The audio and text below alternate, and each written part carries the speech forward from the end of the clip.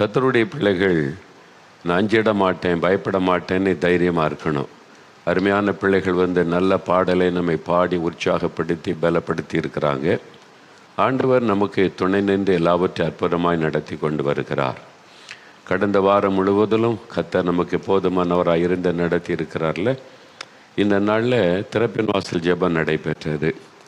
காலையிலிருந்து மாலை வரைக்கும் திறப்பின் வாசல் ஜெபம் ரொம்ப மகிமையாய் ஆண்டவர் நடத்தி கொடுத்தார். வித்தியாசமான காரியங்களை கர்த்தர் செய்ததை இந்த நாளில் எங்களால் பார்க்க முடிந்தது. ஆண்டவர் நிறைய பேருக்கு விடுதலை கொடுத்தார், நிறைய பேரை சுகமாக்கினார். ரொம்ப ஆச்சரியமான சாட்சின தெரியுமா? கேன்சர் வியாதியிலிருந்து பூரணமாய் சுகம் பெற்ற பலர் சாட்சி சொன்னாங்க.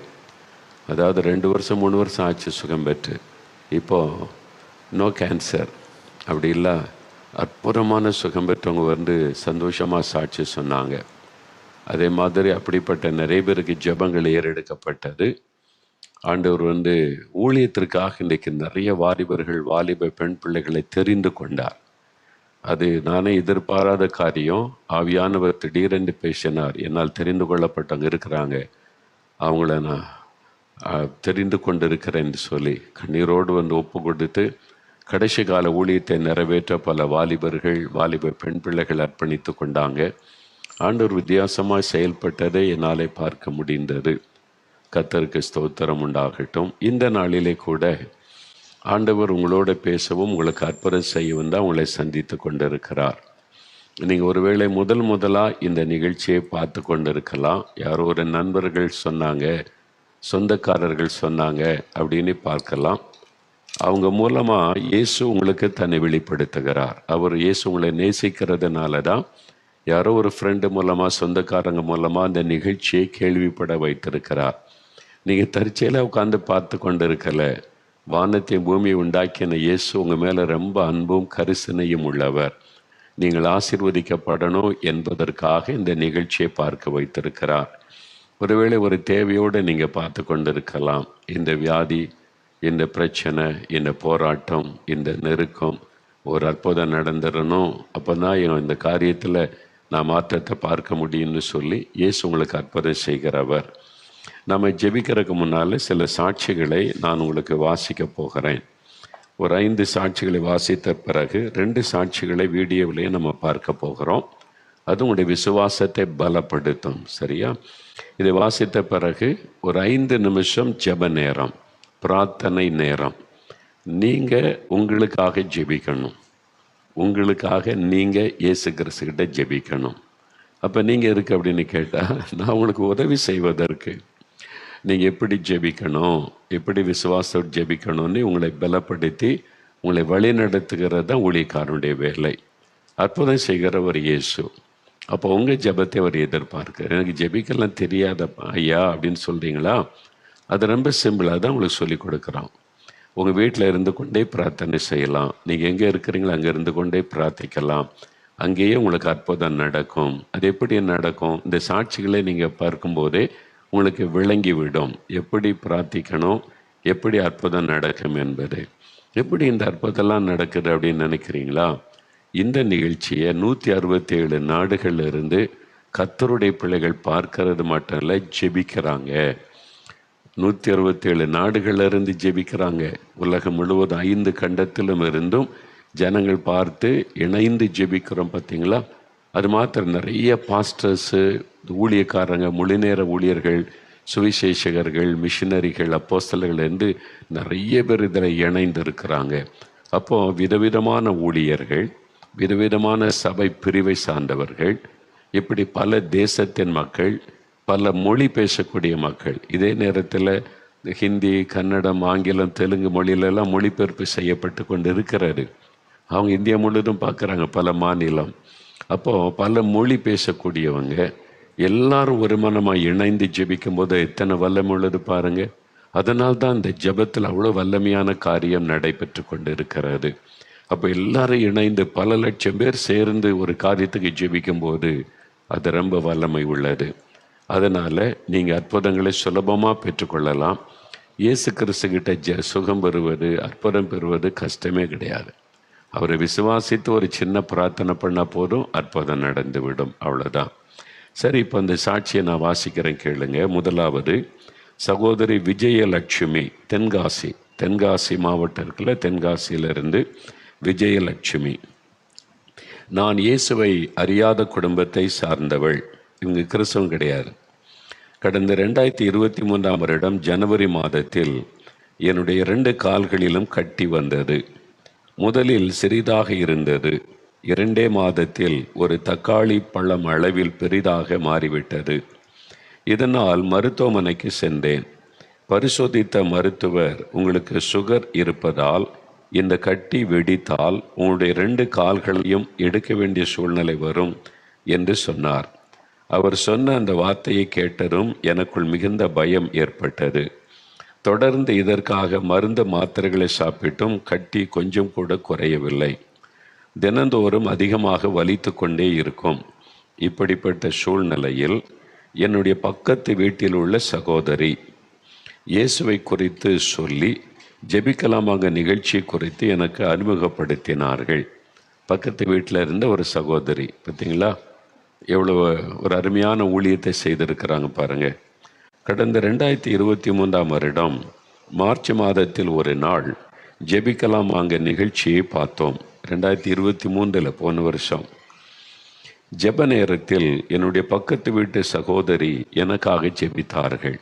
பாருங்கள், அவங்களுக்கு கூட வந்து இதான் நம்ம உதவி செய்ய வேண்டியது. கிறிஸ்தவர்கள், தேவ பிள்ளைகள், இந்த மாதிரி கஷ்டத்தில் இருக்கிற எத்தனையோ மக்கள் இருக்காங்க. அவங்களுக்கு ஒரு உதவி செய்வது, சுயநலமாக நாமே ஜெபித்து கொண்டிருக்கக்கூடாது. அவங்க போய் உதவி செய்திருக்கிறாங்க பாருங்கள். நானும் இணைந்து ஜெபித்தேன். அவங்க கூட சேர்ந்து அவங்கள இணைந்து இயேசுகிட்ட ஜெபித்தாங்க. அந்த நாளிலிருந்து என்னுடைய 2 கால்களிலும் கொஞ்சம் கொஞ்சமாக சுருங்க ஆரம்பித்தது. சில நாட்களுக்குள் முற்றிலும் மறைந்து விட்டது. எனக்கு மிகுந்த ஆச்சரியம். இப்பொழுது நான் முழுவதும் இயேசுவை ஏற்றுக்கொண்டு அவரையே நம்பி வாழ்கிறேன். ஒரே நாள் ஜெபத்தின் மூலம் என்னுடைய 2 கால்களிலும் இருந்த கட்டியை மறைய செய்து அற்புத சுகம் கொடுத்த இயேசுவுக்கு ஸ்தோத்திரம். பார்த்தீங்களா, ஒரே நாள் ஜெபந்தான். அவங்களுக்கு ஜெபிக்க தெரியாது. அந்த கிறிஸ்தவ சகோதரி உதவி செய்தாங்க. அவங்க வீட்டில் தான் ஜெபிச்சாங்க. பார்த்தீங்களா, அவங்க வீட்டில் இருந்து கொண்டே இந்த நிகழ்ச்சியை பார்த்து கொண்டே டிவிக்கு முன்னால் இருந்து இயேசுவின் நாமத்தில், இயேசுவே இந்த கட்டியை மறைய பண்ணுங்க, கட்டியை எடுத்து போடுங்க, எனக்கு பயமாக இருக்குது, சுகம். மனதில் உள்ளது அப்படியே சொல்லுவதுதான் ஜெபம். உங்களுக்கு பயமாக இருந்தால் பயமாக இருக்குன்னு சொல்லுங்கள். இதை நினச்சா எனக்கு கஷ்டமாக இருக்குன்னு சொல்லுங்கள். மருத்துவர்கள் இப்படி சொல்கிறாங்க, அதனால எனக்கு மரண பயமாக இருக்குது, இயேசுவே எனக்கு உதவி செய்யுங்க. தப்பே கிடையாது. மனசில் என்ன இருக்குது? அவர் தகப்பன். ஒரு பிள்ளை தகப்பன்ட்டு போய், அப்பா எனக்கு பயமாக இருக்குது, எனக்கு இப்படி இருக்குன்னு சொன்னால் தகப்பன் வந்து கோவப்பட மாட்டார். பிள்ளைக்கு வேண்டியதை செய்வார்ல, அதே மாதிரி தான் இயேசு. எனக்கு இது பிரச்சனையாக இருக்குது, கஷ்டமாக இருக்குது, தூக்கம் வர மாட்டேங்குது, இது எனக்கு மரண பயத்தை கொடுக்குது, நான் ஆயிருமோன்னு கலங்குறேன், இயேசுவே எனக்கு உதவி செய்யுங்க. அவ்வளோதான் ஜெபம். அவரை விசுவாசித்து ஜெபிப்பார். ஒருவேளை அவர் வந்து ஆவியாக இருக்கிறதுனால அவரை நீங்கள் பார்க்க முடியாது, ஆனால் அவர் உணர முடியும். அவருடைய பிரசன்னத்தை, இயேசுவேன்னு கூப்பிட்டா அவருடைய பிரசன்னத்தை உணர முடியும். அதான் சிலர் சொல்லுவாங்க, யாரோ தொட்ட மாதிரி இருந்தது, எனக்கு சுகமாயிற்று. இன்னைக்கு கூட அப்படி சாட்சி சொன்னாங்க. வந்து என் முதுக தொட்ட மாதிரி இருந்தது, ஸ்பைனல் கார்டில் அப்படியே சுகம் உண்டாக்கி விட்டார். ஒரு கரம் தொட்ட மாதிரி இருந்துச்சு, விடுதலை. ஒரு வல்லமை, ஒரு வெளிச்சம் வந்து அப்படி மேலே இறங்கிச்சு. அவ்வளோதான், உடனே கட்டுகள் அறுக்கப்பட்டு எனக்கு கண் பார்வை தெளிவாகி விட்டது. தெளிவாக நான் பார்க்குறேன். அது மாதிரி சில சமயத்தில் அவருடைய பிரசன்னத்தை நீங்கள் அப்படி உணர முடியும், தொடுதலை உணர முடியும், ஒரு சமாதான உள்ளத்தை நிரப்புவதை உணர முடியும். பல விதங்களில் அவருடைய பிரசன்னத்தை உணர முடியும். சில சமயத்தில் ஒன்றுமே உணராமல் இருப்பீங்க, ஆனால் வியாதி மறைஞ்சிரும். அப்படியே அற்புதம் செய்வார். அதனால் நீங்கள் ஜெபிக்கும் போது விசுவாசத்தோடு ஜெபிக்கணும். பார்த்தீங்களா, கட்டியை ஆண்டவர் மறைய பண்ணிட்டார். ஆண்டவருக்கு ஸ்தோத்திரம். அடுத்து சகோதரி ஷாலினி, சென்னையிலிருந்து சகோதரி ஷாலினி. கடந்த 3 மாதமாக என்னுடைய முதுகு மற்றும் இடுப்பு பகுதிகளில் அதிகமான வலி இருந்தது, எலும்பில் உண்டான வலி. இதனால் எந்த வேலையும் என்னால் செய்ய முடியாது, நடக்க முடியாது, படி ஏற முடியாது, எப்பொழுதும் வலி இருந்து கொண்டே இருக்கும். இதனால் மருத்துவமனைக்கு சென்று ஸ்கேன் எடுத்து பார்த்ததில் என்னுடைய 2 சிறுநீரகத்திலும் கல் இருப்பதாக மருத்துவர்கள் கூறி மாத்திரைகளை கொடுத்து அனுப்பினார்கள். தொடர்ச்சியாக மாத்திரைகளை சாப்பிட்டு வந்தாலும் வலி இருந்து கொண்டேதான் இருந்தது. 2 சிறுநீரகத்திலும் கல், அதாவது கிட்னி ஸ்டோன். இப்படிப்பட்ட சூழ்நிலையில் 2024 ஆண்டு ஆகஸ்ட் மாதம் 1ஆம் தேதி நாலுமாவடியில் உள்ள தேவனுடைய கூடாரத்தில் நடைபெற்ற அற்புத விடுதலை பிரார்த்தனை ஜெபத்தில் கலந்து கொண்டேன். ஒவ்வொரு வியாழக்கிழமையும் நம்முடைய தேவனுடைய கூடாரத்தில் அற்புத விடுதலை பிரார்த்தனை, அது ஒவ்வொரு வியாழக்கிழமையும் நடக்கும். 11 மணிலேருந்து 2 மணி வரைக்கும் அது நடைபெறும். நிறைய மக்கள், ஆயிரக்கணக்கான மக்கள் வந்து விடுதலை சுகத்தை பெற்றுக்கொள்கிறாங்க. ஜெப நேரத்தில் மிகவும் அழுது இயேசுவிடம் ஜெபம் செய்தேன். நான் ஜெபித்து கொண்டிருக்கும் போதே தேவனுடைய வல்லமை என் மேல் இறங்கியதை உணர்ந்தேன். பார்த்தீங்களா, ஒரு வல்லமை இறங்குனதை உணர்றாங்க, ஃபீல் பண்ண முடியுது. ஒரு பவர் வந்து சரீரத்தில் இறங்குது. அந்த நேரத்திலிருந்து தொடர்ச்சியாக இருந்து வந்த வலி உடனே நின்று விட்டது. அவ்வளோதான். 3 மாதமாக இருந்த வலி, நடக்க முடியாது, நிற்க முடியாது, கிட்னி ஸ்டோன் பிரச்சனை, அந்த வல்லமை தொட்ட அந்த நிமிஷமே வலி மறைந்து விட்டார். கடந்த 26ஆம் தேதி மருத்துவமனைக்கு சென்று மறுபடியும் ஸ்கேன் எடுத்து பார்த்ததில் சிறுநீரகத்தில் கற்கள் இல்லை என்று ரிப்போர்ட் வந்தது. ஜெபத்தை கேட்டு அற்புதமாக என்னுடைய சிறுநீரக கற்களை மறை செய்த இயேசுவுக்கே நன்றி செலுத்துகிறேன். ஒரே ஒரு தொடுதல், ஆண்டோடைய வல்லமை தொட்டது, கிட்னி ஸ்டோன் மறைந்து விட்டது, அவ்வளோதான், சுகம். அடுத்து சகோதரி எஸ்தர் ஜெயந்தி, கன்னியாகுமரியிலிருந்து சகோதரி எஸ்தர் ஜெயந்தி. கடந்த 2023ஆம் வருடம் நவம்பர் மாதமும் மே மாதமும் எனக்கு மாரடைப்பு ஏற்பட்டு மருத்துவமனையில் அனுமதிக்கப்பட்டு சிகிச்சை பெற்றேன். 2 முறை ஹார்ட் அட்டாக் வந்துட்டு தொடர்ச்சியாக மருந்து மாத்திரைகளை சாப்பிட்டு கொண்டு வந்தேன். ஆனாலும் என்னுடைய இருதயத்தில் எப்பொழுதும் ஒரு வலி இருந்து கொண்டே இருக்கும். இதனால் என்னால் எந்த வேலையும் செய்ய முடியாது, சத்தமாக பேச முடியாது, நடக்க முடியாது. கொஞ்ச தூரம் நடந்து விட்டாலே அதிகமாக மூச்சு வாங்கும். அது மட்டுமல்ல, வெள்ளிக்கிழமையில் தான் எனக்கு 2 முறையும் மாரடைப்பு ஏற்பட்டது. அதனால் வெள்ளிக்கிழமை என்றாலே எனக்கு பயமாக இருக்கும். ஒவ்வொரு வாரமும் வெள்ளிக்கிழமை வரும்போது எனக்குள் ஒரு மரண பயம் வந்துவிடும். 2 முறை ஹார்ட் அட்டாக், 2 முறை வெள்ளிக்கிழமைன்றதுனால அவங்களுக்கு 2 வெள்ளிக்கிழமைனால் ஒரு பயம் வந்து விட்டது. அந்த மாதிரி இப்படிப்பட்ட சூழ்நிலையில் கடந்த 10ஆம் தேதி நடைபெற்ற ஜெபிக்கலமாக நேரலை நிகழ்ச்சியை பார்த்தேன். ஜெப நேரத்தில் என்னுடைய இருதயத்தில் கை வைத்து இயேசுவிடம் மிகுந்த பாரத்தோடு ஜெபம் செய்தேன்.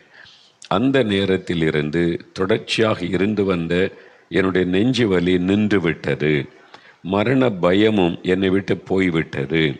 அவன் இருதயத்தில் கை வைத்து ஜெபிச்சிருக்கிறாங்க. ஜெபிச்ச உடனே ஒரு மாற்றம், அந்த வலியும் போயிட்டு மரண பயமும் போய்விட்டது. இப்பொழுது நான் நல்ல சுகத்தோடு இருக்கிறேன். எல்லா வேலைகளையும் நன்றாக செய்கிறேன்.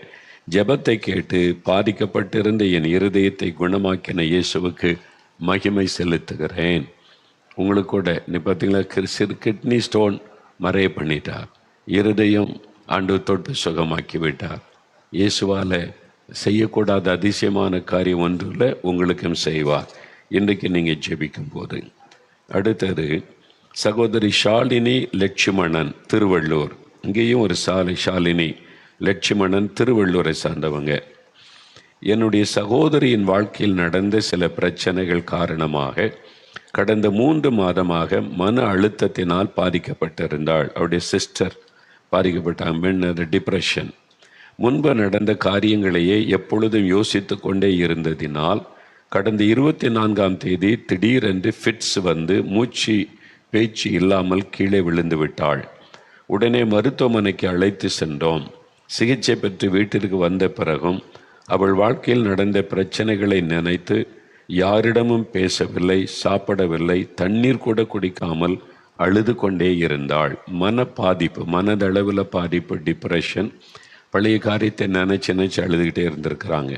இப்படிப்பட்ட சூழ்நிலையில் நாலுமாவடியில் உள்ள 24 மணி நேர ஜெப மையத்திற்கு என்னுடைய அம்மா தொடர்பு கொண்டு ஜெபிக்க கேட்டுக்கொண்டார்கள். ஒரு சகோதரி மிகுந்த பாரத்தோடு ஜெபித்திருக்கிறார்கள். ஜெபித்த ஒரே மணி நேரத்தில் என் சகோதரியினிடத்தில் மாற்றம் ஏற்பட ஆரம்பித்தது. இருண்டு போயிருந்த அவளுடைய முகம் பிரகாசமாய் மாறியது. சாப்பிட ஆரம்பித்தாள். எல்லாரிடமும் நன்றாக பேச ஆரம்பித்தாள். இப்பொழுது நல்ல சுகத்தோடு இருக்கிறாள். ஜெபத்தை கேட்டு என் சகோதரின் மன அழுத்தத்தை மாற்றி மன அமைதி தந்த இயேசுவுக்கு மனதார நன்றி செலுத்துகிறேன். அற்புதமாய் பாருங்க, டிப்ரெஷனை மாற்றி ஆண்டவர் உடனே விடுதலை கொடுத்துட்டார். அடுத்த ஒரு சாட்சி, சகோதரர் மதன்ராஜ், விழுப்புரத்தை சார்ந்த சகோதரர் மதன்ராஜ். எங்களுக்கு திருமணமாகி 10 வருடமாக குழந்தை இல்லாதிருந்தது.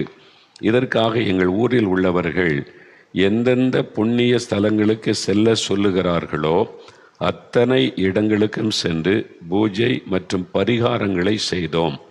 யாராவது எங்களிடம் வந்து இந்த காரியத்தை செய்தால் உடனே உங்களுக்கு குழந்தை பாக்கியம் கிடைக்கும் என்று எங்களிடம் சொல்லிவிட்டால் அவர்கள் சொல்லுவதை வேத வாக்காக கருதி உடனே அதை செய்து விடுவோம். ஏன்னா 10 வருஷமாக குழந்தை இல்லைல்ல, ஒரு ஏக்கம், எப்படியாவது குழந்தை கிடைக்கட்டும், யார் என்ன சொன்னாலும் உடனே செஞ்சிருவாங்க.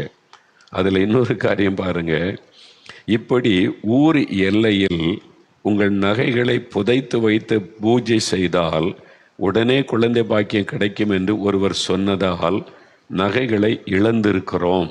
என்ன பரிதாபம்ல, எப்படிலாம் ஏமாத்துறாங்க பாருங்க, எப்படிலாம் ஏமாத்துறாங்க பாருங்க. நகையை ஊர் எல்லையில் புதைச்சி வச்சு பூஜை செய்தால் குழந்தை கிடைச்சிரும். அதை நம்பி எப்படியாவது குழந்தை கிடைக்கட்டும், இல்லை எவ்வளோ கஷ்டம் இல்லை, அதை ஏமாற்றிட்டு போயிட்டான் அந்த ஆள். இந்த மாதிரி காசு கொடுத்து பரிகாரம் செய்து பண செலவு பண்ணி இதெல்லாம் மாறுன்னு சொன்னால் தயவு செய்து நீங்கள் யோசிங்க. கடவுள் என்கிறவர் நம்முடைய பாவத்தை, சாபத்தை, தோஷத்தை மாற்ற காசு வாங்குவாரா? காசு வாங்குகிறவர் கடவுளாக இருக்க முடியுமா? நீங்கள் யோசிக்கணும். இன்னும் எவ்வளோ காலம் இதெல்லாம் யோசிக்காமல் இருப்பீங்க? ஒரு செல்ஃபோன் வாங்கினா 1000 முறை யோசித்து அதை இதை பார்த்து செக் பண்ணி வாங்குற நீங்கள், கடவுள் என்கிறவர் நமக்கு ரொம்ப முக்கியமானவர்ல. நமக்கு அவரை குறித்து தெளிவாக அறிந்து கொள்ளாமல் சொல்கிறதெல்லாம் நம்புவீங்களா? அப்போ நம்பிக்கை தான் அப்படின்னு சொல்லுவாங்க. தவறான நம்பிக்கை சாபத்தை கொண்டு வரும், மறந்துடாதுங்க. வெறும் நம்புறேன்னு சொல்றதுனால ஆசீர்வாதம் வரா. தவறான நம்பிக்கை சாபத்துக்குள் ஆக்கிவிடும். அப்போ நம்ம யோசிக்கணும், கடவுள் என்கிறவர் எப்படிப்பட்டவராக இருப்பார் அப்படின்னு, இப்படிப்பட்டவர் கடவுளாக இருப்பாரான்னு யோசிக்கணும் நீங்கள். இப்போ இவ்வளோ சாட்சி பார்த்தீங்க, எத்தனை பேர் சொல்கிறாங்க இயேசு கிறிஸ்துக்கு இவ்வளோ காணிக்க கொடுத்ததுனால எனக்கு அற்புதம் நடந்துன்னு யாராவது சொல்லியிருக்காங்களா? இலவசம். இயேசுக்கிட்ட காசு கொடுத்தெல்லாம் ஆசீர்வாதம் வாங்க முடியாது. காணிக்க கொடுக்கறது உண்டு, அது மக்களுக்கு பயன் பெற, அவருடைய ஊழியத்தை நிறைவேற்ற. காசு கொடுத்த நன்மை பெறுவது என்பது இயேசுக்கிட்ட கிடையாது. நம்முடைய மனதை பார்ப்பார். விசுவாசி, பாவம் இருந்தால் பாவத்தை விட்டு மனம் திரும்பு, இந்த பாவம் வேண்டாம், ஒப்பு கொடுத்து ஜெபிச்சிட்டு அற்புதம் செய்வார். இது மாதிரி நீங்கள் பரிகாரம் செய்யணும். தோஷம் நீ காசு கொடுத்தெல்லாம் நன்மை பெற முடியாது. தயவுசெய்து ஏமாந்து போகாதுங்க, கொஞ்சம் யோசிங்க. அதனால் கவனிங்க. பார்த்தீங்களா, இவங்க பாவம் எப்படியாவது 10 வருஷம் குழந்தை இல்லைல்ல, எவ்வளோ பெரிய பாதிப்பு இருக்கும், எத்தனை பிரச்சனை அவங்க சந்திச்சிருப்பாங்க. அதனால் அப்புறம் அது மாத்திரம் இல்லை, மேலும் சிகிச்சைக்காக மருத்துவமனைக்கு சென்று லட்சக்கணக்கில் பணம் செலவு செய்திருக்கிறோம். டாக்டர்கிட்ட போகிறது தப்பு கிடையாது, சிகிச்சைக்கு போங்க, எத்தனையோ முறை இருக்குது. அதன் மூலமாக ஆசீர்வதிக்கப்படுறவங்க கூட உண்டு, அது தவறு கிடையாது. ஆனாலும் எந்த முயற்சியும் எங்களுக்கு கை கொடுக்கவில்லை, அதுவும் கூட கைவிட்டது. இப்படிப்பட்ட சூழ்நிலையில் கடந்த 2022 வருடம் செப்டம்பர் மாதத்தில் 4 மாவடியில் உள்ள தேவனுடைய கூடாரத்தில் நடைபெற்ற அற்புத விடுதலை பிரார்த்தனையில் நானும் என் மனைவியும் கலந்து கொண்டோம். வியாழக்கிழமை தூரம் நடக்கல, அந்த ஜெபத்துக்கு வந்திருக்கிறாங்க. இறுதியாக ஊழியர்கள் எண்ணெய் பூசி ஜெபிக்கும் பொழுது சர்ப்பத்தின் ஆவி என்னுடைய மனைவியை விட்டு வெளியேறியது. அவளே சொல்கிறாங்க, பாம்பின் ஆவி. நிறைய கற்பை தடுக்கிறது இந்த பாம்பின் ஆவி தான், சர்ப்பத்தின் ஆவி. இன்னைக்கு ஒரு அம்மா வந்து சொல்கிறாங்க, ஐயா என் உடம்பெல்லாம் ஒரு பாம்பு சுற்றி இருக்கிற மாதிரியே எனக்கு இருக்குது, எப்படி நான் தூங்குறது வாழ்கிறது. யோசித்து பாருங்க, பாம்பு உடம்பு முழுவதும் சுற்றி இருக்கிற மாதிரி எப்பவும் ஒரு ஃபீலிங் இருந்தால் எப்படி வாழ முடியும்னு யோசிங்க. பாம்பு கற்பத்தின் ஆசீர்வாதத்தை தடுத்து விட, அது ஒரு ஆவி, அது ஒரு பிசாசின் ஆவி. சர்ப்பத்தின் ஆவி, பாம்பின் ஆவி, அது கற்பத்தை தடுத்துரும், கற்பம் உண்டாவதை அழிச்சிரும். அது ஒரு பிசாசின் கிரியை, ஆசீர்வாதத்தை கெடுக்கிற ஒரு ஆவி. நிறைய பேருக்கு அந்த ஆவி வெளியேறி போன உடனே கர்ப்பம் ஆசீர்வதிக்கப்படுவதை ஊழிய பாதையில் பார்த்துருக்கிறேன். அவங்களே சொல்கிறாங்க பாருங்க, ஒரு சர்ப்பத்தின் ஆவி வெளியேறி போனது, ஜெபித்து விட்டு வந்த சில மாதங்களில் என்னுடைய மனைவி கருத்தரித்தார்கள். கடந்த 2023 வருடம் செப்டம்பர் மாதம் 2ஆம் தேதி ஒரு அழகான பெண் குழந்தையை தேவன் எங்களுக்கு கொடுத்து எங்களை ஆசீர்வதித்திருக்கிறார். ஜெபத்தை கேட்டு 10 வருடமாக குழந்தை இல்லாதிருந்த எங்களுக்கு குழந்தை பாக்கியத்தை அருளி செய்து ஆசீர்வதித்த இயேசுவுக்கே மகிமை செலுத்துகிறோம். ஆண்டவர் இந்த அருமையான பெற்றோரையும் அந்த குழந்தையும் ஆசீர்வதிப்பாராக. அந்த குழந்தை ஆண்டவர் ஆசீர்வதித்து அந்த குடும்பத்தை மகளே செய்த தேவனுக்கு ஸ்தோத்திரம். பார்த்தீங்களா, இயேசு கிறிஸ்துக்கிட்ட சிம்பிள் ப்ரேயர், அவ்வளோதான், ஒரு சின்ன ஜெபம் விசுவாசத்தோட. சரி, இன்னும் 2 சாட்சியை வீடியோவில் பார்க்க போகிறீங்க. ஒன்று சகோதரி மரிய வேளாங்கண்ணி. இவங்க திருநெல்வேலியை சார்ந்தவங்க. 15 வருஷமாக அவங்களுக்கு ஒரு பிரச்சனை, 15 இயர்ஸ் ஒரு வேதனை. அதிலிருந்து இயேசு எப்படி விடுதலை கொடுத்தார், என்ன நடந்ததுன்றதை அவங்களே சொல்ல போகிறாங்க. சகோதரி மரிய வேளாங்கண்ணி. 15 வருஷ வேதனை. அதாவது தலைவலி தானே நம்ம சாதாரணமாக நினைப்போம். தலைவலியும் காய்ச்சலும் தனக்கு வந்தாதான் தெரியும் அப்படின்னு ஒரு பழமொழி சொல்லுவாங்க. ஒரு சொல், நமக்கு வந்தால் தான் தெரியும் அந்த கஷ்டம். தலைவலிக்கு வேணா கஷ்டப்பட்டு சொல்லுவாங்க. உயிர் போகிற மாதிரி கஷ்டப்பட்டுருக்காங்க பாருங்கள். எத்தனை மாத்திரை மருந்து. அந்த வலியினால் மற்றவங்க மேலே கோபம், எரிச்சல், அது மாதிரி வரும். இந்த பாதிப்பு அவங்களுக்குள்ளே உண்டாகிருக்குது பாருங்கள். செத்துடலாமான்னு கூட தோணி இருக்குது. வலி தாங்க 15 வருஷம் சுகம் கிடைக்காம கஷ்டப்பட்டா. அவங்க இந்த ஜபத்துக்கு வந்தபோது பாருங்கள், அசுத்தாவி சொன்னால வியாழக்கிழமை ஒரு அற்புத விடுதலை பிரார்த்தனை. நிறைய மக்களை இயேசு விடுதலை செய்கிறார். நிறைய பேருக்கு சுகம், விடுதலை, ரட்சிப்பு, மதுபானம், பாவத்திலிருந்து விடுதலை. எத்தனை பேர் இயேசு கிறிஸ்துவிடத்தில் இலவசமாய் விடுதலை பெற்றுக்கொள்கிறாங்க பாருங்கள். அவங்ககிட்ட ஜெபித்த போது அசுத்தாவி வெளியேறி போனது. அப்போ அந்த தலைவலிக்கு யார் காரணம்? ஒரு பிசாசின் ஆவி. இதைத்தான் அப்போஸ்தலர் 10:37 பைபிளில் இருக்குது. இயேசு கிறிஸ்து பிசாசின் வல்லமையில் அகப்பட்ட யாவரையும் குணமாக்குகிறவராய் சுற்றி தெரிந்தார். பெரும்பாலான வியாதிக்கு பின்னால் இருப்பது பிசாசு தான். அவன் தான் அந்த வியாதியை கொண்டு வேதனை கொடுக்கிறான். அது இல்லாமல் வியாதி வருவதற்கு பல காரணம் இருக்குது. ஆனால் பிசாசு ரொம்ப முக்கியமான காரணமாக இருக்கிறான். அந்த மாதிரி பிசாசினால் ஒரு வியாதி வந்துட்டா ஸ்கேன் எடுத்தாலும் தெரியாது, மருந்து மாத்திரை சாப்பிட்டாலும் குணமாகாது. எல்லாம் எல்லாம் நார்மலாக இருக்குது, என்ன ட்ரீட்மெண்ட் கொடுக்க முடியும்னு சொல்லுவாங்க. ஆனால் வேதனை இருக்கும். அது அந்த ஆவியனுடைய கிரியை. இன்றைக்கு உங்களுக்கு விடுதலை. இயேசுவே எனக்கும் ஒரு விடுதலை கொடுங்க அப்படி இருக்கிற இடத்துலேருந்து ஜெபிக்கும் போது விடுதலை. இன்னொரு சாட்சி கேட்டுட்டு ஜெபிக்க போகிற சகோதரர் நாகராஜன், ஆந்திர மாநிலத்திலிருந்து சகோதரர் நாகராஜன். இவங்க வாழ்க்கையில் ஒரு அற்புதம் நடந்திருக்கு பாருங்கள். 42 வருஷம் ஒரு அடிமைத்தனம். அவருடைய வாழ்க்கையில் ஒரு அற்புதம் நடந்ததை அவரே சொல்கிறாரு, அதை கேளுங்க. எவ்வளோ அற்புதமானவர் இல்லை அந்த ஐயா. ப்ராக்டிக்கலாக அப்படியே சொல்கிறாங்க. 42 வருஷம் மதுபான பழக்கம் அடிமையாக்கி அந்த குடும்பத்தின் சந்தோஷமாக போயிட்டு பார்த்தீங்களா. மதுபானத்தினால காசு இல்லைன்னா அவ்வளோதான், தற்கொலை பண்ணி சாக முயற்சித்திருக்கிறாங்களே. ஆண்டவர் பாதுகாத்து பாவிகளை நேசிக்கிற ஆண்டவர். நம்ம ஜெபிக்கிறோம்ல, குடிகாரங்களாக மனம் திரும்பின ஆண்டவரே நீ ஜெபிக்கிறோம்ல. இப்போ பாருங்கள், நிறைய சாட்சிகள் அப்படி வருது.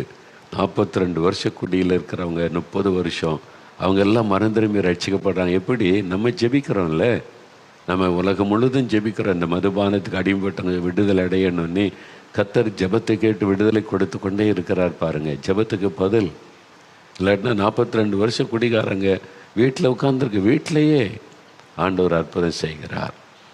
அந்த இயேசு தான் இன்றைக்கு உங்களோட பேசுகிறார். நீங்கள் ஒருவேளை பல வருஷம் மதுபானத்துக்கு போதை வஸ்துகளை அடிமைப்பட்டு நிம்மதியை இழந்து குடும்ப சந்தோஷம்லாம் கெட்டு போய் கொண்டு இருக்கிறதா, இன்றைக்கு உங்களுக்கு விடுதலை. 4 வருஷம் ஆயிட்டு பாருங்கள். இப்போ மதுபான சிந்தை இல்லை, குடிக்கணும் என்ன இல்லை. இந்த மாதிரி ஒரு விடுதலை கொடுக்கிற ஆண்டவரை நீங்கள் பார்த்துருக்கீங்களா? ஒரே நாளில் இத்தனை வருஷம் குடிச்சு கொண்டு இருந்த ஒரு ஆள் அதன் மீது வெறுப்பை உண்டாக்கி மாற்றத்தை உண்டாக்க, அதான் அற்புதம். மிராக்கிள் இயேசு செய்வார். இன்றைக்கி உங்கள் வீட்டில் செய்வார், உங்களுக்கு செய்வார். உங்களை அவர் நேசிக்கிறார். உங்களை குடிகாரன்னு ஒதுக்கி தள்ள மாட்டார். வா மகனே, நீ இருக்கிற மாதிரி வா, நான் உனக்கு விடுதலை தரேன் தான் இயேசு சொல்லுகிறார். அவர் பாவின்னு யாரையும் புறம்பே தள்ள மாட்டார். அவருக்கு அவர் காலத்தில் என்ன பேர் வச்சார் தெரியுமா? பாவிகளின் சிநேகிதன். இவர் என்ன, அந்த காலத்து மத தலைவர்கள், மதவாதிகள் கொஞ்சம் இருந்தாங்க, வேத பரிசேயர்கள். அவங்கள தங்களை தான் பெரிய பரிசுத்தவான நினைத்து கொண்டாங்க. இயேசு இந்த மாதிரி சாதாரண பாவம் செய்கிற மக்களோட பேசி அவங்க கூட உணவு அறிந்திருந்த பார்த்து, இவர் என்ன பாவிகளோடு உட்கார்ந்துருக்கிறாரு நீ. அதாவது ஃப்ரெண்ட் ஆஃப் சின்னர்ஸ் அப்படின்னு இயேசுக்கு ஒரு பெயர். நீங்கள் பாவின்னு எல்லாரும் ஒதுக்கினாலும் அவர் உங்களை நேசிக்கிறார். நான் உனக்காகத்தான் இந்த உலகத்துக்கு வந்தேன், உன்னை ரட்சிக்க தான் என் உயிரையே கொடுத்தேன், நான் உன்னை மாத்திரேன்னு சொல்லுகிற ஆண்டவர் உங்களுக்கு விடுதலை தருவார். இவ்வளோ அற்புதமான இந்த அருமையான நாகராஜன் ஐயாவை கர்த்தர் ஆசீர்வதித்து இன்னும் மேன்மைப்படுத்துவாராக. இப்போ நம்ம ஜெபிக்க போகிறோம். 5 நிமிடம் தான் ஜெபம். நீங்கள் உங்களுக்காக ஜெபிக்க போகிறீங்க. நல்லா கவனிங்க. பாவத்திலேருந்து எனக்கு விடுதலை வேணும். மதுபான பழக்கம், போதை வஸ்துகள், சில தவறான பழக்கங்கள், பாவ காரியம், தப்பு பாவனை தெரிந்து விட முடியல. நீங்கள் இருதயத்தில் கை வைத்து, இயேசுவே என் உள்ளத்தில் நீங்கள் வரணும், நீங்கள் பரிசுத்தமுள்ள தேவன் எங்கள் வாழ்க்கையில் வந்துட்டா என் வாழ்க்கையில் இருக்கிற பாவம் போயிடும், என் உள்ளத்தில் நீங்கள் வாங்க, என் பாவத்தை மன்னிங்க, எனக்கு பாவத்தில் இந்த விடுதலை கொடுங்க, இயேசுவே என் உள்ளத்தில் வாங்கன்னு சிம்பிள் ஜெபம், அவ்வளோதான். கண்ணை மூடி இயேசுவை நினைத்து ஜெபிக்கணும். ஏன் கண்ணை மூடுறோன்னா எண்ணெய் சிதறக்கூடாது, ஒரு மனமாக அவரை நினைத்து ஜெபிக்கணும். அதுதான். அதனால் அப்படியே நீங்கள் ஜெபித்த அவங்க பக்கத்தில் தான் அவர் இருக்கிறார். சிலுவை பார்த்து ஜெபிக்கணும், படத்தை பார்த்து ஜெபிக்கணும் அவசியம் கிடையாது. படத்திலே சிலுவையிலும் இயேசு கிடையாது. அவர் அங்கே பிரசன்னமாக இருக்கிறார். நம்ம உள்ளத்தில் தான் அவர் வந்து வாசம் பண்ணுவார்.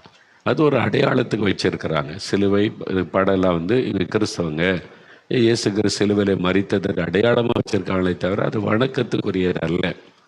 அவரை நம்ம இயேசு நம்ம முன்னால் இருக்கிறார், ஆவியாக இருக்கிறார், கவனிக்கிறார். இப்போ உங்கள் பக்கத்தில் தான் இருக்கிறார். நீங்கள் அதை அப்படி நினைத்து ஜெபம் பண்ணினாலே போதும். வியாதிக்காக ஜெபிக்கிறவங்க வியாதி உள்ள இடத்துல கை வைத்து ஜெபிக்கணும். எந்த இடத்துல வலி வேதனை கட்டி இருக்குது, கழுத்தில் கட்டி மார்பில் கட்டி அந்த இடத்துல கை வைத்து ஜெபிக்கணும். உங்கள் வீட்டில் உள்ளவங்க அவங்களுக்காக ஜெப உதவி செய்யுங்க. அவங்க மேலே நீங்களும் கை வைத்து அவங்களுடைய சுகத்துக்காக ஜெபிங்க. இயேசுவே என் சகோதரனை தொடும், என் மகளை தொடும், என் கணவரை தொடும், இயேசுன்ற பெயரை சொல்லணும். இயேசுவே தொட்டு குணமாக்கும், இயேசு கிறிஸ்துவின் நாமத்தில் சுகம் உண்டாகட்டும் அப்படி சொல்லணும். அந்த நாமத்தை சொல்லும்போது அற்புதம் நடக்கும்.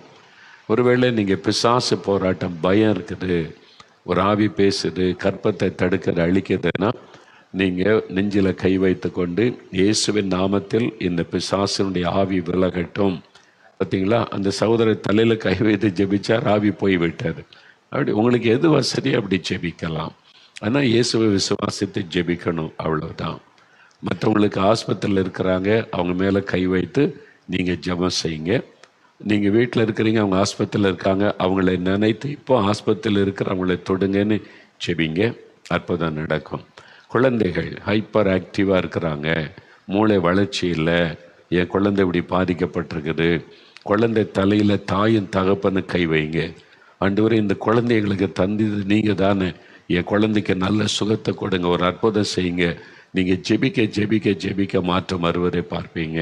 உங்கள் குழந்தை நார்மலாக மாறிடும். அப்படி மாறின குழந்தைகளை நான் பார்த்துருக்கிறேன். உங்களுக்கு ஆண்டவர் செய்வார்.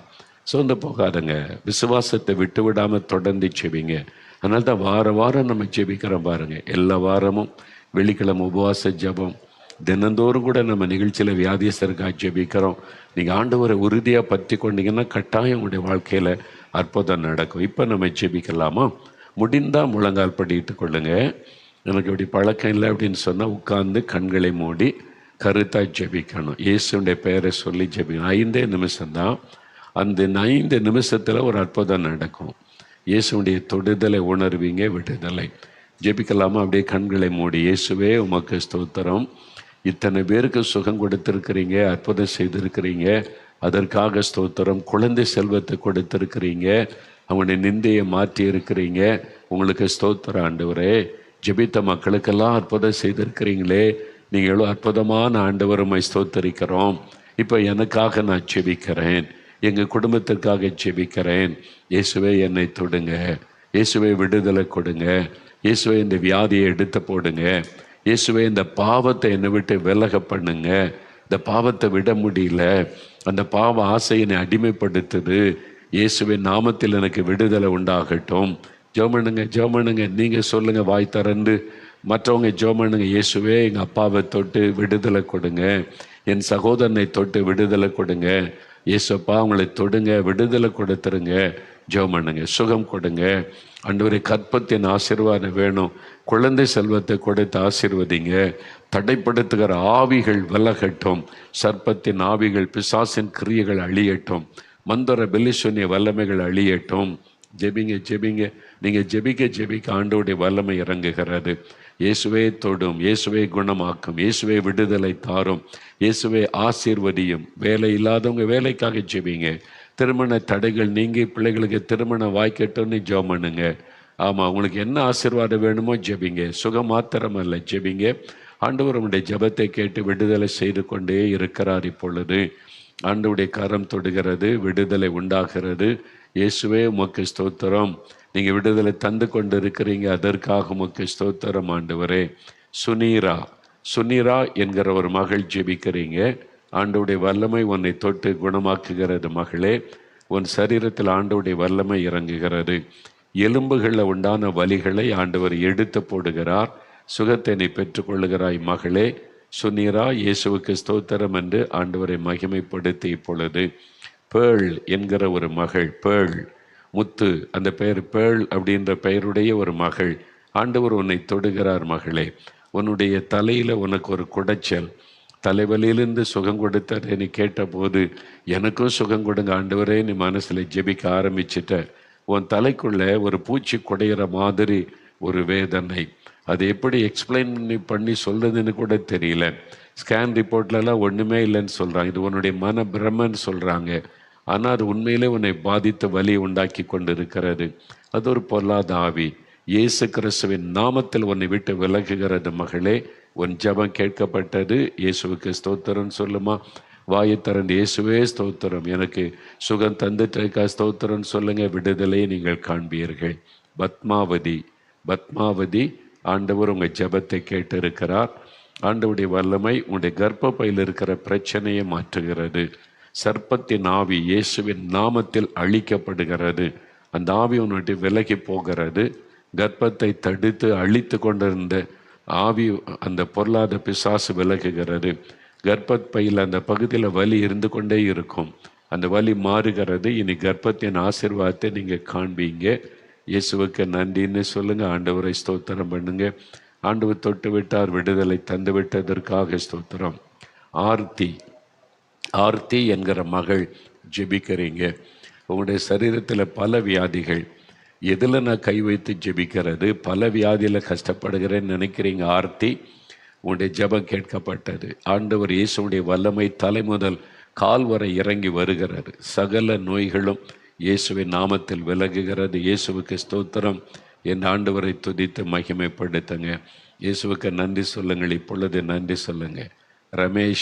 ரமேஷ் என்கிற ஒரு தம்பி ஜெபிக்கிறீங்க. நீ ஒரு வாலிப தம்பி, ஆண்டவருக்கு பிரியமாக வாழ நீ விரும்புகிற, ஆனால் பல போராட்டங்கள் நெருக்கங்கள் அடிக்கடி சோர்ந்து போயிடுற. அதனால் நான் ஆண்டவருக்காக வாழ முடியலே நீ மன வருத்தம். உனக்கு உன் சரீரத்திலையும் ஒரு பாதிப்பு, உன்னுடைய ஆவியில் ஒரு போராட்டம், உன்னை விழத்தள்ளுகிற பின்மாற்றத்தில் தள்ளுகிற ஒரு ஆவி உன்னோடு போராடி உன்னை சோர்ந்து போக பண்ணுகிறது. உன் ஆவிக்குரிய வாழ்க்கைக்கு விரோதமாய் போராடிய ஆவி இயேசுவின் நாமத்தில் இன்றைக்கு விலகுகிறது. இன்றைக்கு உனக்கு விடுதலை. இந்த நாளில் இருந்து உன்னுடைய ஆவிக்குரிய வாழ்க்கையிலே மாற்றம் உண்டாகும். உன் ஜெப வேலையிலே மாற்றம். ஆண்டவர் உனக்கு விடுதலை கொடுத்து விட்டார். ஆண்டவரை ஸ்தோத்திரம் பண்ணு. இயேசுவே ஸ்தோத்திரம். ஆண்டவரை மகிமைப்படுத்தி இப்பொழுது வேல்முருகன் என்கிற சகோதரர், எனக்கும் இயேசு அற்புதம் செய்வாரா, இப்படிலாம் நடக்குமா அப்படின்னா, இயேசுவே எனக்கும் ஒரு சுகம் கொடுங்க, விடுதலை கொடுங்கன்னு ஜெபிக்கிறீங்க. உங்களுக்கு இருதயம் பாதிக்கப்பட்டு மரண பயத்தோடு நீங்கள் காணப்படுகிறீங்க. உங்களுடைய இருதயம் பலவீனப்பட்டது. எந்த நேரத்தில் ஏதோ நடக்கலான்னு சொன்னதுனால மரண பயம். அது இல்லாமல் உங்களுடைய எலும்புகளையும் வலிகள் காணப்படுகிறது. ரொம்ப சிரமப்பட்டு வாழ்ந்து கொண்டு இருக்கிறீங்க. இயேசு உங்களுடைய ஜெபத்தை கேட்டார். இயேசுவே என்னையும் குணமாக்குன்னு ஜெபிச்சிங்க. இயேசு உங்களை தொட்டு விட்டார். உங்களுடைய இருதயம் புதிய இருதயமாக மாறுது. எலும்புகள் இருக்கிற வலிகள் எல்லாம் மறைகிறது. இயேசுவே ஸ்தோத்திரம்னு சொல்லுங்கள். விடுதலை பெற்றுக்கொண்டீங்க. ஆண்டவருக்கு நன்றி. இயேசுவுக்கு ஸ்தோத்திரம். கர்த்தருடைய கரம் தொட்டதற்காக ஆண்டவருக்கு நன்றி சொல்லுங்கள். மதன் சிங், ஆண்டவுடைய கரம் உங்களை தொட்டு விட்டது. மதன் சிங் என்கிற ஒரு சகோதரனை ஆண்டவர் தொட்டு குணமாக்குகிறார். உங்களுடைய சரீரத்தில் வினோதமான ஒரு வியாதியினால் பாதிக்கப்பட்டிருக்கிறீங்க, அதனால மரண பயம். இயேசு அந்த வியாதியை எடுத்து போட்டு உங்களுக்கு சுகம் தருகிறார். இயேசுவுக்கு ஸ்தோத்திரம்னு ஆண்டவரை மகிமைப்படுத்துங்க. இயேசுவே ஸ்தோத்திரம், ஜீசஸ் ஐ தேங்க்யூன்னு சொல்லுங்கள். ஆண்டவர் தொடுகிறதற்காக, விடுதலைக்காக உமக்கு நன்றி. Thank you Lord. எல்லாம் வலதுகரம் வைத்தங்க. இயேசுவே, என்னை தொட்டதற்காய் ஸ்தோத்திரம், விடுதலை தந்ததற்காய் ஸ்தோத்திரம்.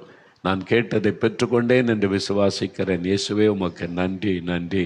அப்பா, நீர் உம்முடைய பிள்ளைகளை தொட்டு அற்புதம் செய்துட்டீங்க. உங்களுக்கு கோடி கோடி ஸ்தோத்திரம் என்று நாங்கள் உம்மை துதிக்கிறோம். இந்த நிகழ்ச்சியை பார்க்கிற எல்லா வீடுகளுக்குள்ளும் உம்முடைய பிரசன்னம் இறங்கட்டும். அத்தனை வீடுகளுக்குள்ளும் உம்முடைய வெளிச்சம் உதிக்கட்டும். இருளின் சக்திகள் அழியட்டும் இயேசுவின் நாமத்தில் என்று கடிந்து கொள்ளுகிறேன். மந்தர பில்லி சொன்னிய ஆவிகள், ஆண்டவரை ஜனத்தை வேதனைப்படுத்துகிற பொருளாத கிரியைகளை கடிந்து கொள்ளுகிறேன் இயேசுவின் நாமத்தில். அந்த குடும்பங்களை விட்டு விலகி பொருளாத பிசாசை என்று கடிந்து கொள்ளுகிறேன். இயேசுவின் வெளிச்சம் அந்த வீட்டுக்குள்ளே வரட்டும்.